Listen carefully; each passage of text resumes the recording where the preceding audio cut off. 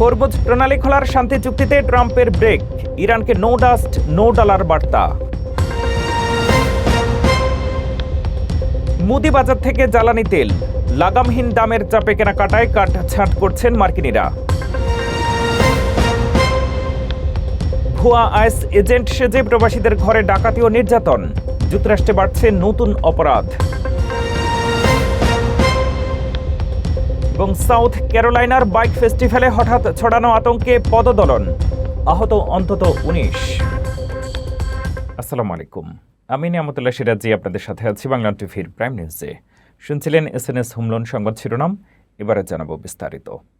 ইরানের সাথে সম্ভাব্য শান্তি চুক্তি এবং হরমুজ প্রণালী খুলে দেওয়া নিয়ে ট্রাম্প প্রশাসনের অবস্থান আরও কঠোর হয়েছে।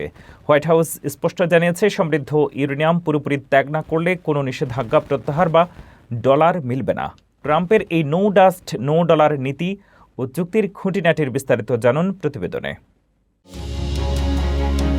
3 মাস ধরে চলা রক্তক্ষয়ী যুদ্ধের অবসান ঘটিয়ে হরমুজ প্রণালী পুনরায় খুলে দেওয়ার লক্ষ্যে যখন একটি শান্তি চুক্তির রূপরেখা তৈরি হচ্ছে, ঠিক তখনই ইরানের ওপর কঠোর শর্ত জুড়ে দিল মার্কিন প্রশাসন। হোয়াইট হাউস স্পষ্ট জানিয়ে দিয়েছে, তেহরান তাদের সমৃদ্ধ ইউরেনিয়াম পুরোপুরি ত্যাগ না করলে কোনো ধরনের নিষেধাজ্ঞা প্রত্যাহার বা আর্থিক সুবিধা পাবে না।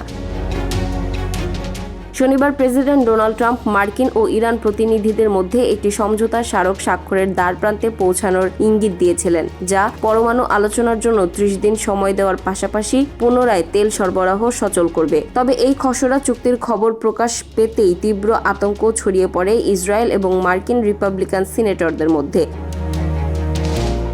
লিন্ডসে গ্রাহাম ও টেড ক্রুজের মতো শীর্ষ নেতারা এটিকে ইসরায়েলের জন্য ভয়াবহ দুঃস্বপ্ন হিসেবে আখ্যা দিয়ে ট্রাম্পকে তড়িঘড়ি চুক্তি না করার আহ্বান জানান। এরই পরিপ্রেক্ষিতে রবিবার ট্রাম্প প্রশাসন তাদের অবস্থানে কিছুটা লাগাম টেনে ধরে এবং নো ডাস্ট নো ডলার নীতি ঘোষণা করে।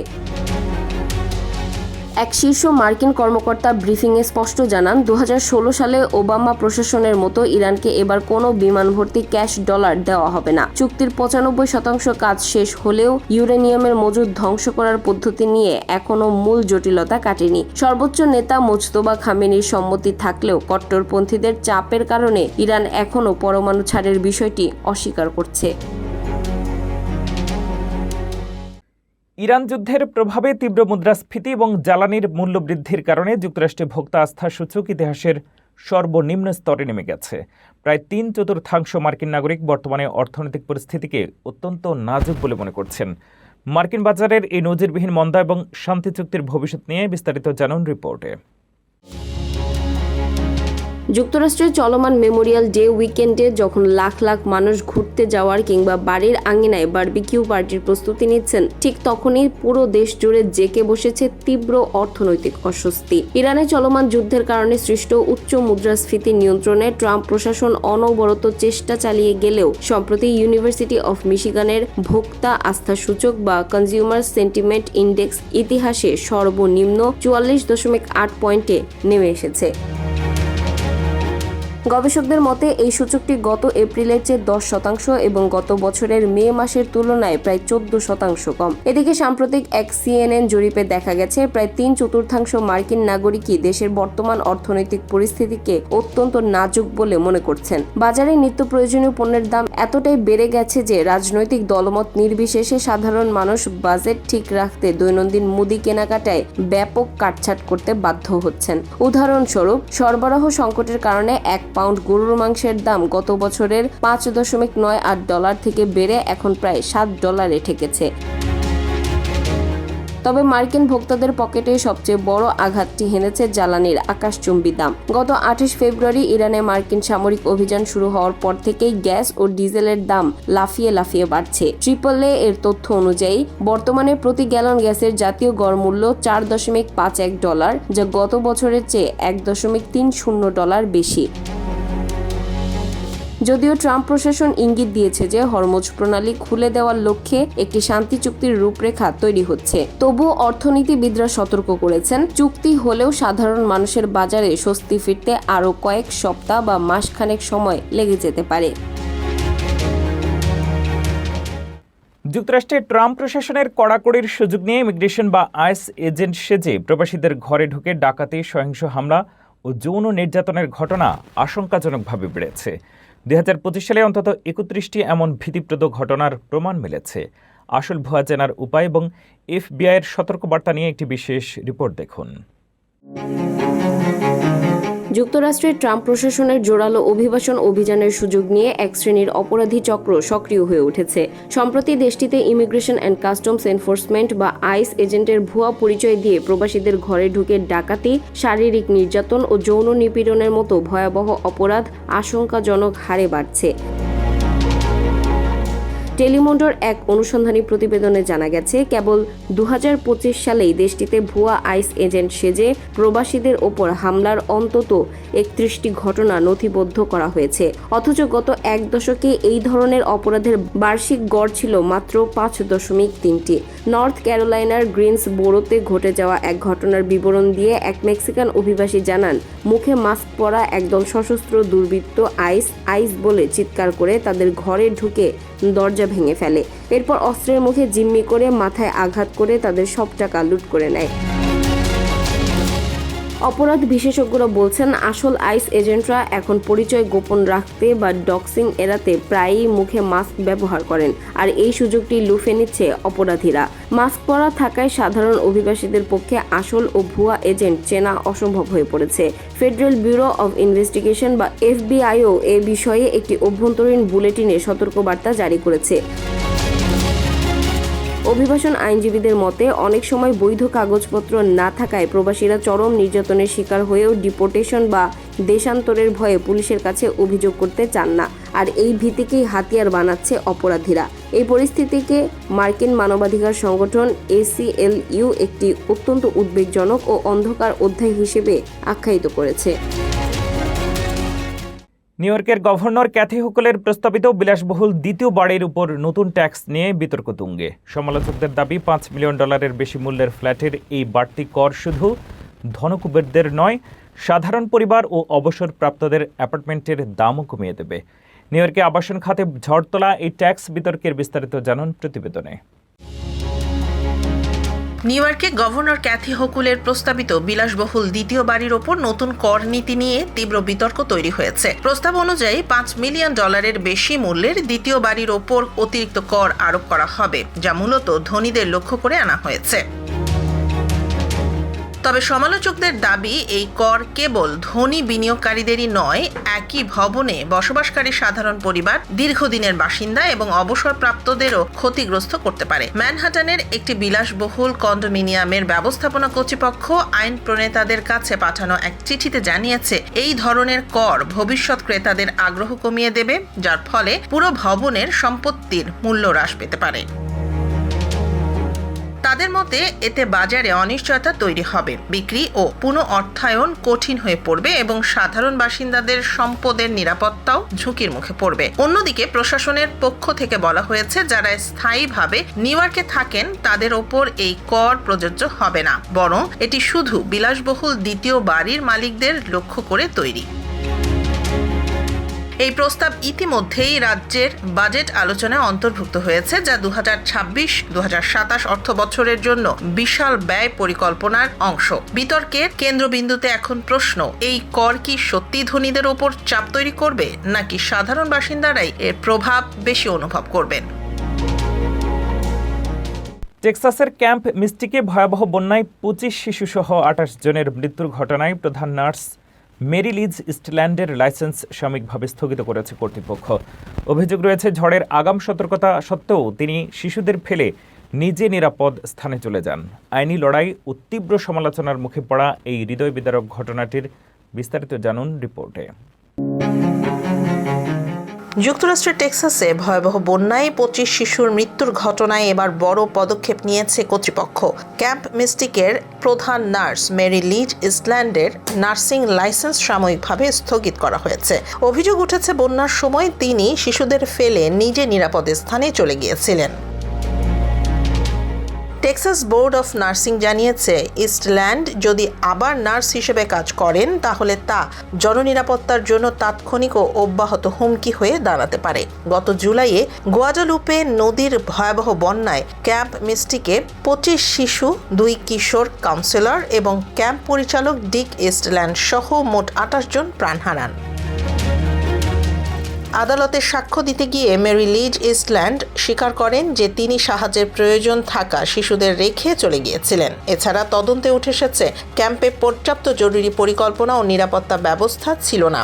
এমনকি আইনি বাধ্যবাধকতা থাকা সত্ত্বেও মৃত্যুর ঘটনার 24 ঘন্টার মধ্যে স্বাস্থ্য কর্তৃপক্ষকে জানানো হয়নি বলেও অভিযোগ রয়েছে। নিহত শিশুদের পরিবার ইতোমধ্যে ক্যাম্প কর্তৃপক্ষের বিরুদ্ধে একাধিক মামলা করেছে। আদালতে শুনানির সময় ক্যাম্প পরিচালনা নিয়ে তীব্র সমালোচনার মুখে পড়ে ইস্টল্যান্ড পরিবার। অভিযোগ রয়েছে, ঝড়ের আগাম সতর্কতা থাকা সত্ত্বেও ক্যাম্প খালি করার জন্য লাউড স্পিকার ব্যবহার করা হয়নি এবং কর্মীদেরও আগে থেকে প্রস্তুত করা হয়নি। এদিকে মেরি লিজ ইস্টল্যান্ড অভিযোগ অস্বীকার করে আইনি লড়াই চালিয়ে যাওয়ার ঘোষণা দিয়েছেন। তবে এই ঘটনায় টেক্সাস জুড়ে ব্যাপক ক্ষোভ ও শোকের সৃষ্টি হয়েছে। যুক্তরাষ্ট্রের সাউথ ক্যারোলাইনার আটলান্টিক বিচে অনুষ্ঠিত ব্ল্যাক পার্ল বাইক ফেস্টিভ্যালে হঠাৎ আতঙ্ক ছড়িয়ে পড়লে পদদলনের ঘটনা ঘটে।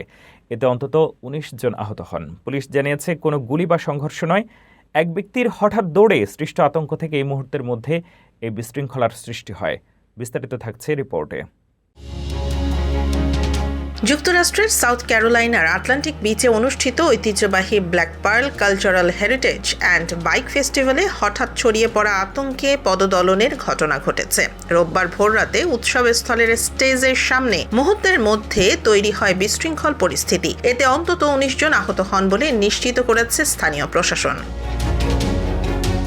কর্তৃপক্ষ জানায়, রাত 1টার কিছু পরে একজন ব্যক্তি দ্রুত দৌড়াতে শুরু করলে আশেপাশের মানুষের মধ্যে ভয় ছড়িয়ে পড়ে। অনেকে সম্ভাব্য বিপদের আশঙ্কায় ছুটোছুটি শুরু করেন। কয়েক সেকেন্ডের সেই আতঙ্কই রূপ নেয় পদদলনের ঘটনায়। তবে পুলিশ স্পষ্টভাবে জানিয়েছে, সেখানে কোনো গুলির ঘটনা, মারামারি বা অস্ত্রের উপস্থিতি ছিল না।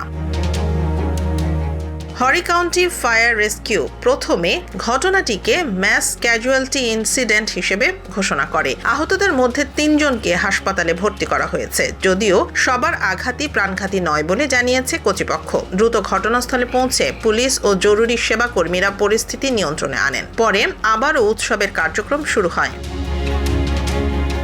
আটলান্টিক বিচের অন্তর্বর্তীকালীন টাউন ম্যানেজার টাইটাস লিক্স বলেন, জনসাধারণের নিরাপত্তা নিশ্চিত করাই প্রশাসনের প্রধান দায়িত্ব। তিনি আহতদের দ্রুত সুস্থতা কামনা করেন। প্রতি বছর মেমোরিয়াল ডে উপলক্ষে আয়োজিত এই বাইক ফেস্টিভ্যালটি গত 40 বছর ধরে যুক্তরাষ্ট্রের অন্যতম জনপ্রিয় মোটরসাইকেল সমাবেশ হিসেবে পরিচিত। দেশ জুড়ে হাজারো মানুষ এই উৎসবে অংশ নিতে আসেন। যুক্তরাষ্ট্রের রাস্ট বেল্ট অঞ্চলের 6টি শহরে $3 লাখ নিচে সস্তায় বাড়ি বিক্রির তালিকায় বড় জোয়ার এসেছে।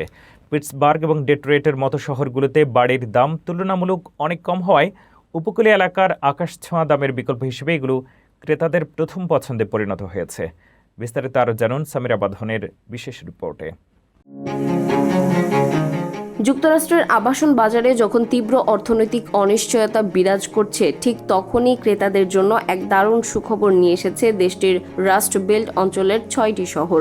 গত এপ্রিল মাসে দেশের শীর্ষ 100টি বাজারের মধ্যে মাত্র 6টি শহরে বাড়ির গড় দাম $3 লাখ নিচে দেখা গেছে এবং এই প্রতিটি হারেই নতুন বাড়ির বিক্রির তালিকায় বড় ধরনের জোয়ার এসেছে। বিশেষজ্ঞদের মতে মূলত মধ্য পশ্চিম বা মিডওয়েস্ট অঞ্চলের এই শহরগুলোতে তুলনামূলক কম দামে বাড়ি পাওয়া যাওয়ায় চলতি বছর এখানে বাড়ি বিক্রির হার জাতীয় গড়কেও ছাড়িয়ে গেছে। এই তালিকায় সবচেয়ে কম দামি বাড়ির শহর হিসেবে শীর্ষে রয়েছে পিটসবার্গ, যার গড় লিস্টিং মূল্য $2,48,625। এর ঠিক পরেই রয়েছে ডেট্রয়েট, যেখানে গড় দাম $2,48,900। এছাড়া ক্লিভল্যান্ড, বাফেলো, সেন্ট লুইস এবং বার্মিংহামও এই তালিকায় স্থান করে নিয়েছে।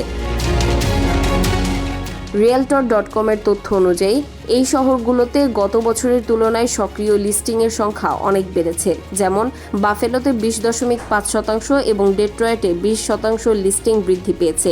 অর্থনীতিবিদ হ্যানা জোন্স জানান, উপকূলীয় অঞ্চলের আকাশছোঁয়া দামের কারণে যারা বড় শহরে বাড়ি কিনতে পারছেন না তাদের জন্য এই রাস্ট বেল্টের শহরগুলো আশীর্বাদ হয়ে উঠেছে। যেখানে উচ্চ মূল্যের মেট্রো শহরগুলোতে ক্রেতাদের আপোস করতে হতো, সেখানে এই সস্তা বাজারগুলোতে তারা নিজেদের বাজেটের মধ্যেই মনের মতো বাড়ি কিনতে পারছেন।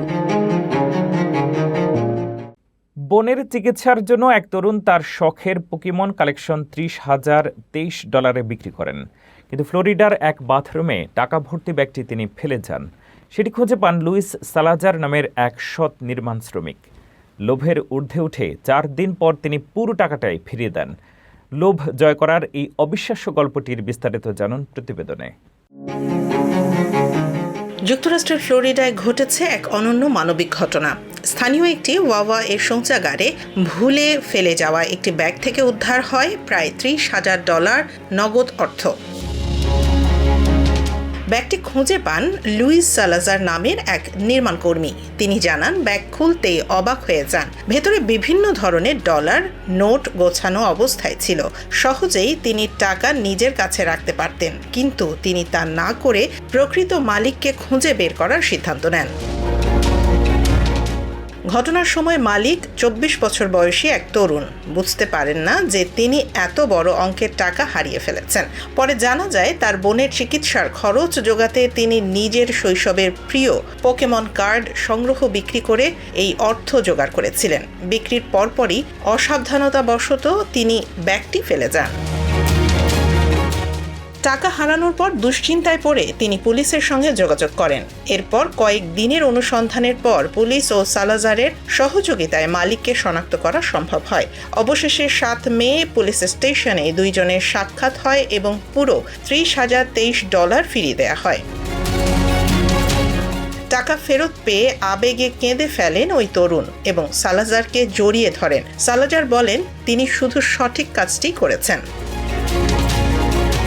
এই ঘটনা প্রমাণ করে কঠিন পরিস্থিতিতেও সততা ও মানবিকতা এখনো মানুষের ভরসা হয়ে আছে।